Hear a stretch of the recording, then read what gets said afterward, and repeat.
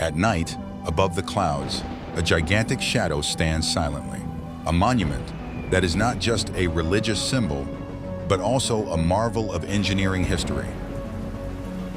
On a mountain 700 meters high, where winds can blow faster than 200 kilometers per hour, where lightning strikes hundreds of times every year, a 1,000-ton statue has stood firmly for nearly a century. But the question is, why hasn't this statue fallen?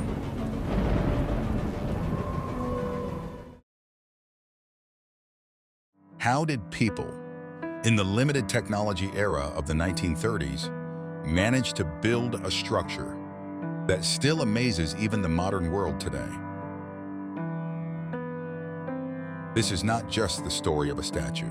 It is the story of human dreams, determination, and turning the impossible into reality. But the real challenge was not just building a statue. It was building it in a place where even reaching the location was an expedition on its own. It was an isolated granite peak, standing in the middle of a dense rainforest, surrounded by dangerous slopes, slippery rocks, and deep cliffs dropping hundreds of feet below. 1921, Brazil was about to celebrate 100 years of independence. The country wanted a symbol, something that would represent Brazil to the entire world. And then, all eyes turned toward Corcovado Mountain. This dangerous mountain, rising above Rio de Janeiro, was often hidden inside the clouds.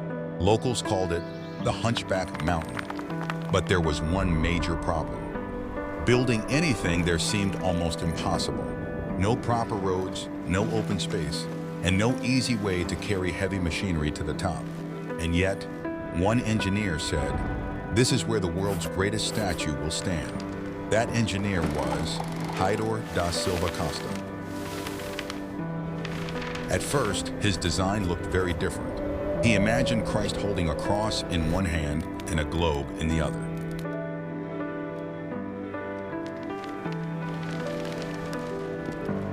But the public mocked the design. People called it Christ with the ball. That criticism became the beginning of a new idea. Silva Costa decided the statue itself will become the cross, and that decision would change history. Silva Costa knew this was no longer just a statue. It had become a dream, one the whole world would witness. Night after night, he sat surrounded by sketches and drawings. Lines appeared and disappeared across the paper, revealing the restlessness in his mind. On one side, there was art. And art meant to touch people's hearts. And on the other side, there was engineering, the only thing capable of turning this impossible dream into reality.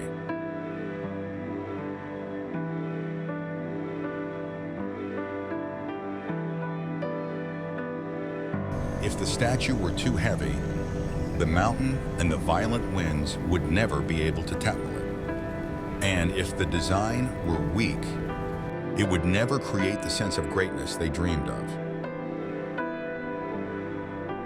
Then came a moment when Silva Costa made a decision. This would not be just a stone statue. It would stand with open arms, as if embracing all of humanity.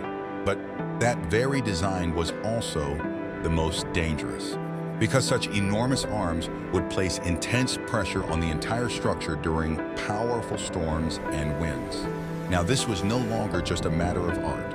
It had become a battle between human ambition and nature itself. And then, the real challenge began. At such a great height, how could a statue this massive be kept standing?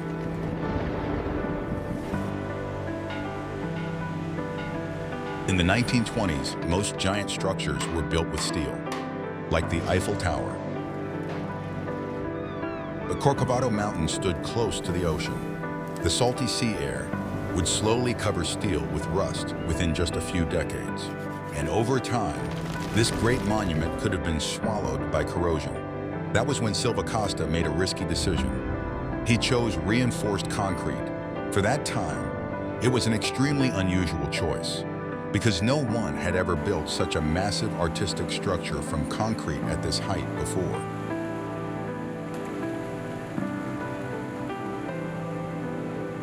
The famous French engineer Albert Caco was brought into the project. He did not only calculate the enormous weight of the statue, he also calculated the pressure of the wind, lightning strikes, and even the movement of the mountain itself, because the outstretched arms of Christ actually worked like giant sails. When powerful winds hit the arms, thousands of kilograms of force pushed against the structure. One wrong calculation, and the entire statue could collapse. At 700 meters above sea level, where the weather changes every 10 minutes, how could concrete be poured evenly, without trapped air bubbles, on such a dangerous mountain?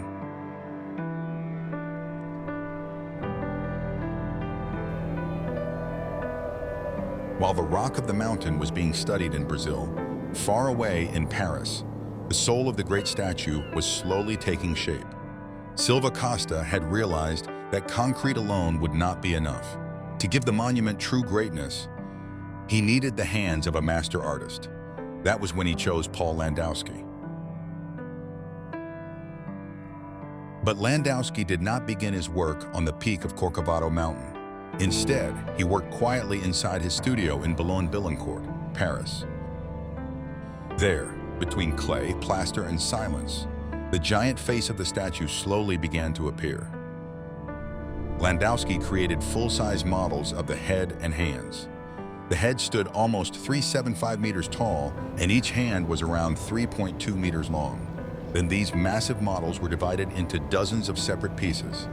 Each piece, like a fragment of a giant secret. From them, negative molds were created and shipped across the ocean to Rio de Janeiro. And there, on the dangerous mountain peak, they were filled with reinforced concrete. This was no longer just construction. It had become the largest three-dimensional puzzle of its time.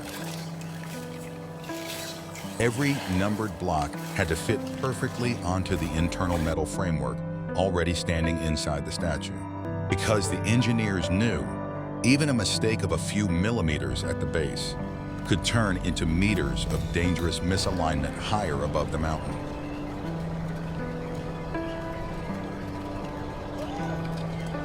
In 1926, construction finally began, and it became one of the most dangerous construction projects in the world.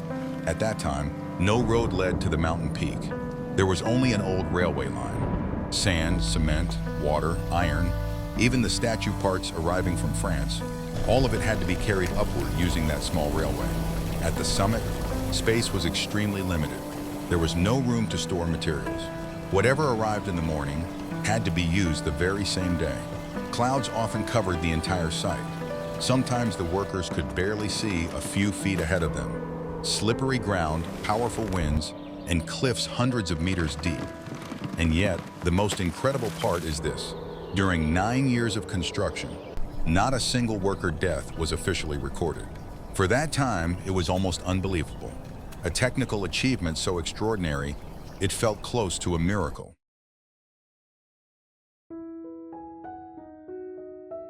Most people today see Christ the Redeemer as one giant solid block. But the truth is far more surprising. Christ the Redeemer is actually a gigantic hollow structure. Inside it, there are narrow stairways and small passageways, stretching from the feet all the way to the head. And inside, there is not just empty space. Hidden within the statue is a complex network of columns, steel beams, and reinforced concrete.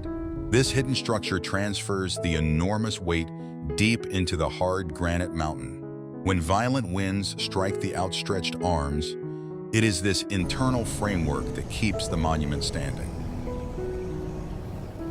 But perhaps the most mysterious detail is hidden inside the chest of the statue. Silva Costa placed a small heart there, a heart shaped like a real human heart. It can never be seen from the outside. Tourists do not see it, and it never appears in photographs. It was not just a symbol. It was a silent signature from the engineers and creators. as if they wanted to leave behind a living heartbeat inside this giant figure of stone. Concrete was strong, but one danger still remained. Rain, heavy humidity, and constant changes between heat and cold could slowly create cracks inside the concrete. That is why the engineers knew if this giant monument was meant to survive for centuries, it would need a special protective layer. The solution came from soapstone, a stone that feels soft when it first comes from the quarry. But after years of exposure to wind, rain, and weather, it becomes extremely hard and durable. But then, another problem appeared. How could such a huge, curved, and complex surface be covered with stone? That was when an astonishing decision was made. The stone was cut into nearly 6 million tiny triangular pieces. Each piece was only about 3 centimeters wide and 1 centimeter thick, so small it could fit inside the palm of a hand. Placing them directly onto the statue one by one was impossible. So thousands of women carefully glued the tiny stones onto large sheets of cloth by hand. And later, those sheets were attached to the surface of the monument, as if a giant stone garment was slowly being placed over its body. But the most emotional secret was hidden behind those stones. Many of the women wrote their names, their children's names, and small prayers on the back of the tiles, which means, even today, inside the great statue, thousands of silent memories, prayers, and human traces remain hidden forever. Technically, the statue was never truly gray. It was covered with millions of tiny stones, forming a living skin that changes color with sunlight, clouds, and the evening sky. And beneath that silent layer of stone, the hidden steel structure continued its quiet battle against the deadly humidity of the rainforest.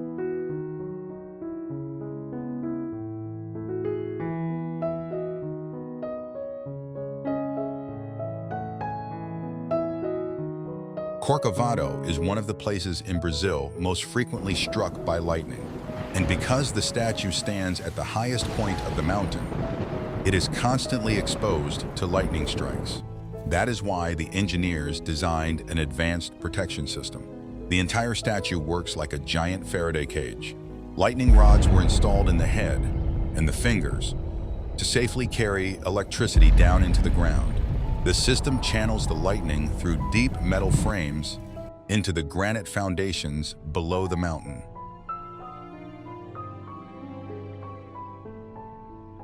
But sometimes, the power of nature becomes even stronger. In 2014, a massive lightning strike destroyed the thumb of the statue's right hand. Specialist climbers were called in for the repair. Using ropes, they descended from the head of the statue and walked across the arms while hanging high above the ground to rebuild the damaged thumb. And perhaps the most remarkable part, the restoration used the exact same stone that had originally been used back in the 1930s.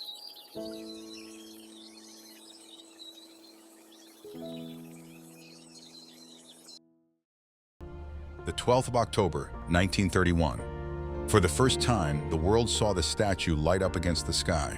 People stood in amazement. This was not just a religious symbol. It was a symbol of human courage, a dream that had become reality above the clouds. Today, millions of people visit Christ the Redeemer every year, but most visitors only see its face. They do not see the engineering hidden inside it, the dangers, or the thousands of people whose hard work made it possible.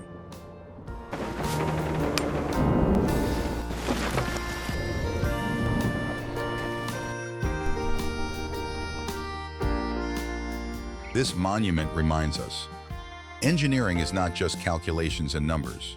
It is the human ability to build dreams even in impossible places. And perhaps that is why, almost a century later, this giant figure still standing above the clouds continues to give the world one silent message. When humans dare to dream, even mountains can become small.